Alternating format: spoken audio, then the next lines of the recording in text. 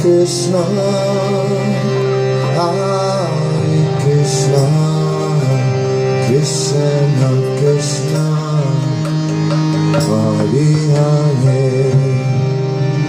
Hare Rama, Hare Rama, Rama Rama, Hare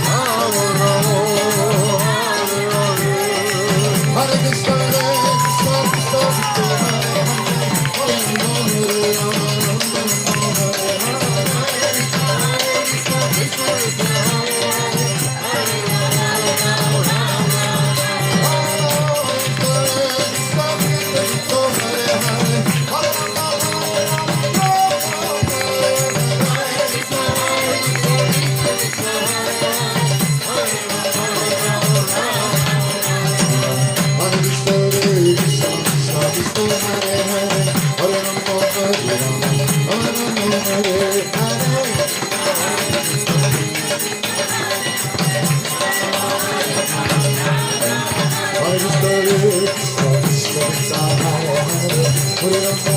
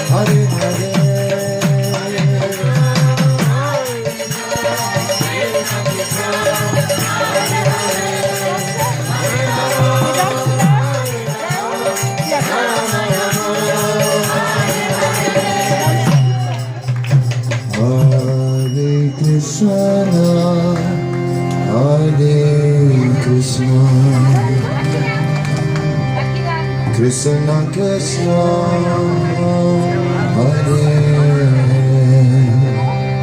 Hare Rama Hare Rama Rama Rama Hare Hare.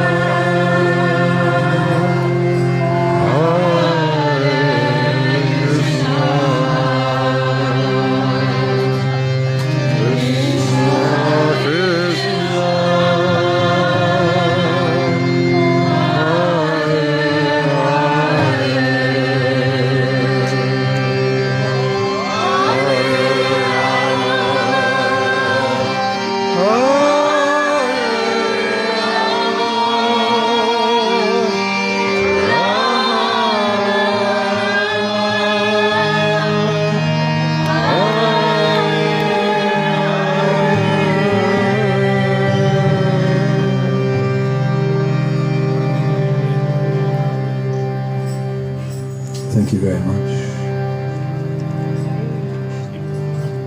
To follow us in our meditations. Of course, we can do this for many hours. The same melody, but if you listen carefully, so much variety actually is there. Like different waves take us along and mind just floats. And because there is variety, there is creativity, but there is also continuity. And the mind easily becomes tamed. The mind that otherwise drifts here and there and everywhere, the mind by nature is floating. Sometimes in one place, next moment totally in another universe, because that's the nature of the mind. In one moment we can go to Japan. Can you see it? Ah yes, Tokyo. Very packed, many people, high buildings, but small spaces. People sleep in glass boxes. Sony tape recorders are found in garbage cans. And who knows what else. Japan. Did you go with me? We can continue our journey on the world.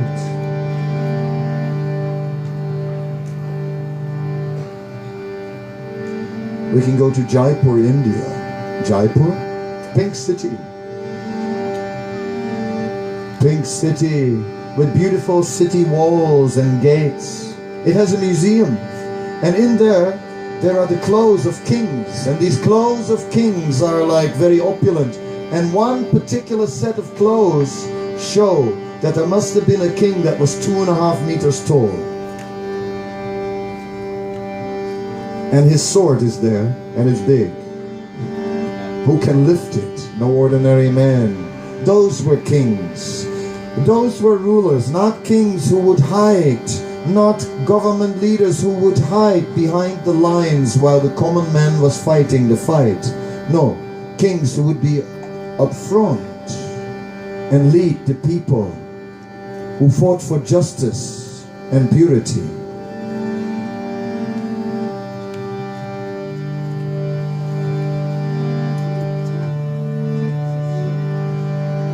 There, just outside the palace, we find a Vedic observatory, Yantar Mantar. Have you seen? It is an arrangement of various staircases made of stone in certain positions, or columns that are lined up in a particular way. There are arches made of metal, and all these are meant to measure the position of the planets. Vedic observatory. Interesting is, there is a formation of columns which are at certain intervals and distances and directions that are exactly the same as the rocks that are found in Stonehenge. Was Stonehenge a Vedic observatory?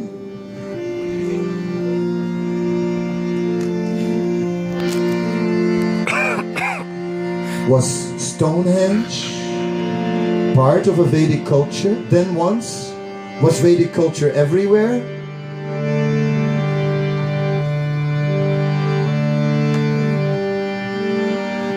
Was Vedic culture spread all over the world?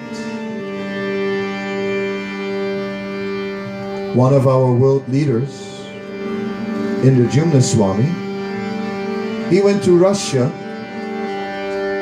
and in Russia, because of the communist past, sometimes there are some difficulties with the government authorities in relation to Hare Krishna. So they asked him if he could meet this professor. He said, yes, I will meet the professor. So he met with the professor and he started to explain to the professor how Hare Krishna actually is a tradition with roots in India. And the professor said, yes, that we know. He says, that's not the question.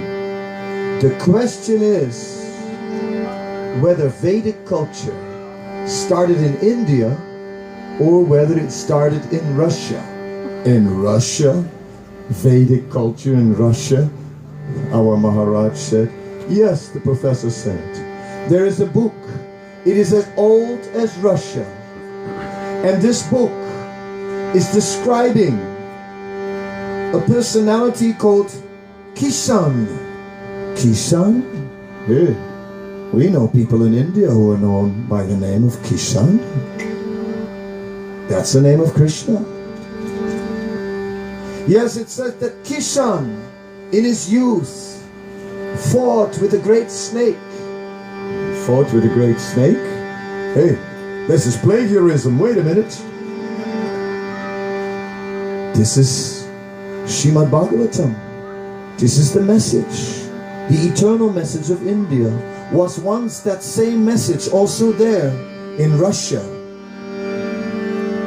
And it says that Russia was protected by princes who would whisper to their arrows, and the arrows would never miss the targets. Well. Doesn't it sound like the Mahabharata, where the heroes would chant mantras on their arrows, and then these arrows became empowered and would just, with celestial energies, and the arrows would never miss their target. And just now, we have one culture around the world, McDonald's and Mickey Mouse.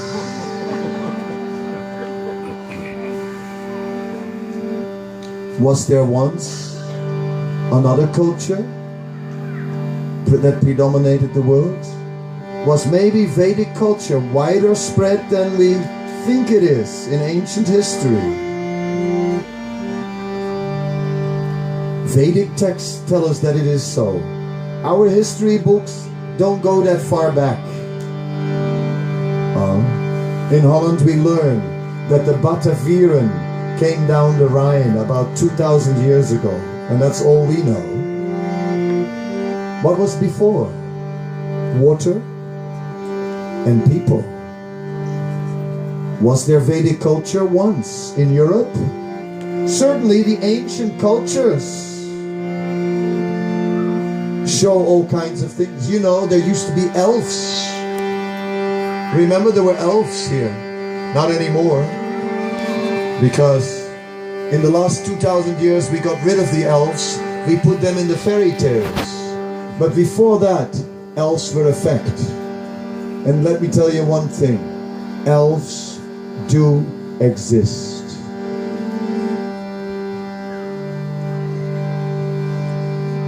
But one needs the eyes to see.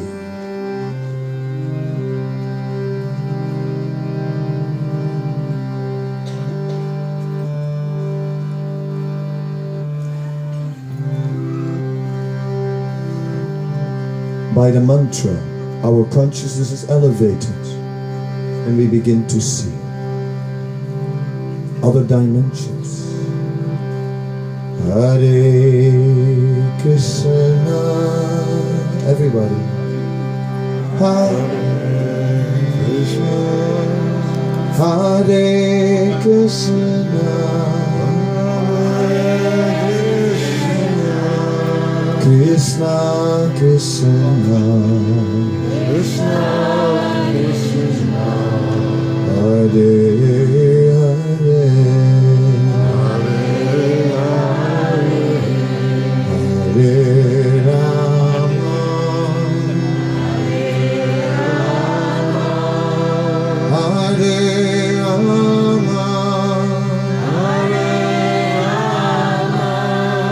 Rama Rama.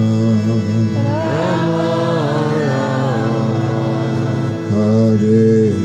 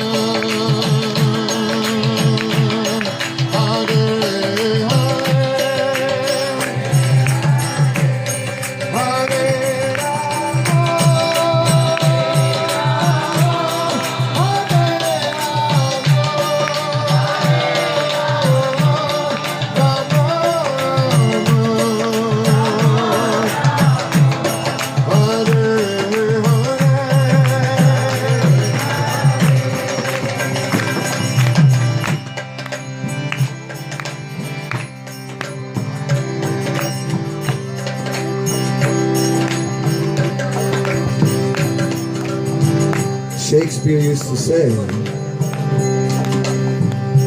there's more between heaven and earth than you know, Horatio.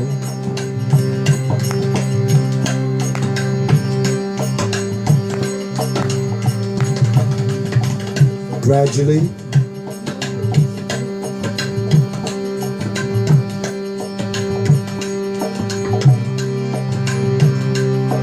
our eyes open.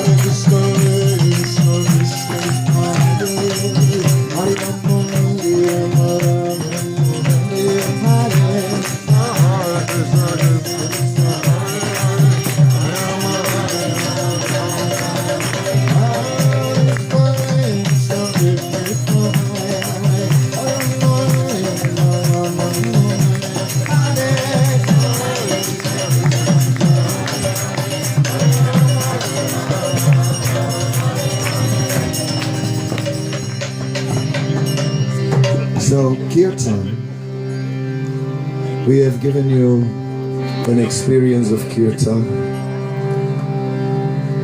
and then we went on a little meditative journey to get a little bit of understanding how gradually our eyes are opened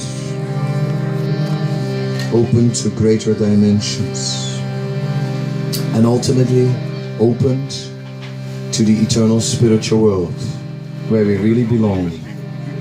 So we invite you to carry on with this Kirtan culture. You can find us on YouTube. You can find us here in Radhadesh, where many such Kirtan events are there, or simply in the evening in Radhadesh. Every evening the devotees sing for the deities, and you are welcome, because this Radhadesh is your home. Thank you very much. Hare Krishna.